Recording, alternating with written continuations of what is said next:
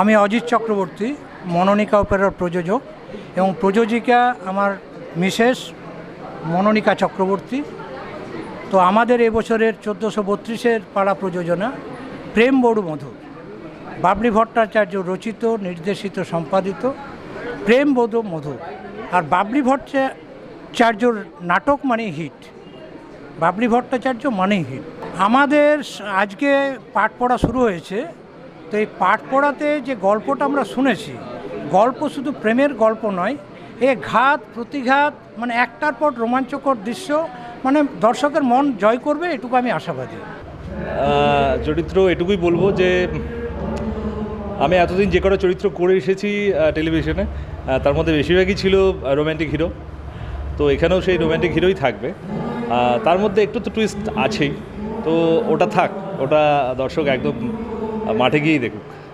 এতদিন পর্যন্ত টেক করার অপশন ছিল, অনেক রকম ব্যাপার ছিল, কিন্তু এখন তুমি একদম খোলা মাঠে এবং দর্শক এবং অভিনেতার পুরো সরাসরি কানেকশন। কেমন লাগছে এই যে ব্যাপারটা? এটা তো এটা আমার কাছে ভীষণ কঠিন ব্যাপার অ্যাকচুয়ালি। এটা আমি অনেক আগে থেকে, মানে যখন ছোটোবেলা থেকেই আমি যাত্রা দেখতে ভীষণ পছন্দ করতাম এবং খুব কঠিন লাগতো আমার কাছে যে এরা যে মুখস্থটা করছে, এই মুখস্থটা মনে রাখছে কী করে, মানে এত বড় 3 ঘন্টার একটা ডিউরেশনের একটা যাত্রা হচ্ছে আর কি। তো সেটা থেকে যে টেলিভিশনে যাওয়া আমার, তারপর টেলিভিশনে যেমন তাও স্ক্রিপ্ট পেয়ে যাওয়া, সেটাকে কাট করে ক্লোজ আপ, মাস্টার শট, এগুলো বিভিন্ন রকম নেওয়া হয়েছে। কিন্তু তারপরে যে আমি এবার যাত্রাতে আসবো, মানে সেটার একটা ইন্টারেস্ট ছিল আমার, কিন্তু সেটা এখনও ভয় আছে যে কতটা আমি দিতে পারবো দর্শককে। আচ্ছা, এই যে খাঁচা থেকে মাচায়, এই খাঁচা থেকে মাচায় আসার সিদ্ধান্তটা কবে নেওয়া হয়েছে?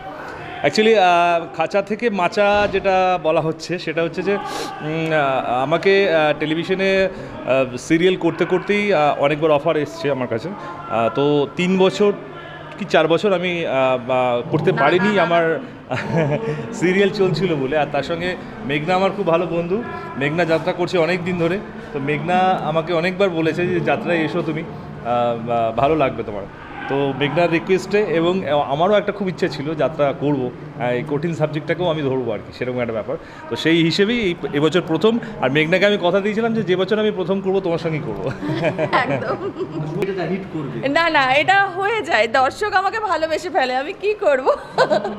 দর্শক আমাকে সত্যি, এটা আমার ভাগ্য যে আমি এতটাই লাকি যে আমার মতন মেয়েকে দর্শকরা এতটা চায়, আমাকে ভালোবাসে, আমাকে সেই ভালোবাসা দেয় বলে আমি সেই জায়গাটা পৌঁছতে পারি।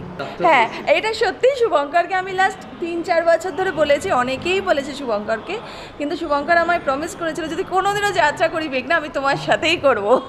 আমি শুধু এই যাত্রা না, আমাদের চিতপুর থেকে মেদিনীপুর পর্যন্ত টোটাল 10টা যাত্রা দলের নাট্যকার নির্দেশক। এই মনোনিকা অপেরার নাট্যকার নির্দেশক আমি। পালার নাম প্রেম বড় মধুর। তো প্রেম বড় মধুর এই কাহিনীটা কিসের ওপরে? যদি অবশ্যই প্রেমের ওপরে, অবশ্যই প্রেম বিরহ এর ওপর। আজকে যে ধরনের প্রেম বিরহর যাত্রা আমরা দেখতে পাই, সেটা কি একই রকমই সেরকম কিছু লেখা, না একটু ভিন্ন? না, একটু ভিন্ন, অবশ্যই একটু ভিন্ন। যাত্রার প্রভাব পড়বে নয়, যাত্রা মারাত্মক প্রভাব পড়ে গেছে। কিন্তু মানে আমরা গত 2 বছর থেকেই প্রভাবটা অল্প অল্প মানে বাড়তির দিকে পাচ্ছি। এবছর তো মারাত্মক প্রভাব পড়ে গেছে এক একটা দলের। যেমন আমারই নিজেরই একটা প্রোডাকশান আছে, আমার দলের নাম সোনার বাংলা যাত্রা সংস্থা। আমি নিজে সেই দলে অভিনয় করি, আমার নাটক নির্দেশনা আছে। অলরেডি 122 পালা বায়না আমার হয়ে গেছে। মানে গত বছর আমি 205 পালা যাত্রা করেছিলাম, তার আগের বছর 187 পালা যাত্রা করেছিলাম। তো ক্রমশ বাড়ছে এখন যাত্রার প্রতি পশ্চিমবঙ্গের দর্শক ঝুঁকে পড়েছে। কিন্তু আমি মনে করি এটা কতদিন টিকবে, কেননা যেহেতু ব্যবসার প্রসার হয়ে গেছে, এখন সকলেই ভাবছে যে আমি একটা দল করে নিই। অনেক দল বেড়ে গেছে, কিন্তু দল যেভাবে বেড়েছে সেভাবে শিল্পী বাড়েনি, মিউজিশিয়ানস বাড়েনি। তাহলে ভালো মিউজিশিয়ানস না হলে মিউজিকটা দেবে কে?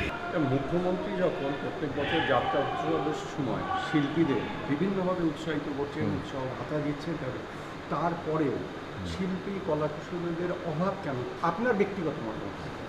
না, অভাব তো অনেক মানুষেরই আছে, মানুষকে দিয়ে কেউ শেষ করতে পারে না। এই যে যাত্রায় তারা আসছে না সেইভাবে শর্টেজ, হ্যাঁ, যাত্রায় মারাত্মকভাবে মানে বর্তমান সরকার যেভাবে যাত্রাকে প্রচার করে দিয়েছেন, যেভাবে গ্রামে গঞ্জে শহরে, কলকাতা শহরে যেমন পাড়ায় পাড়ায় যাত্রা, এটা কিন্তু মুখ্যমন্ত্রী করেছেন।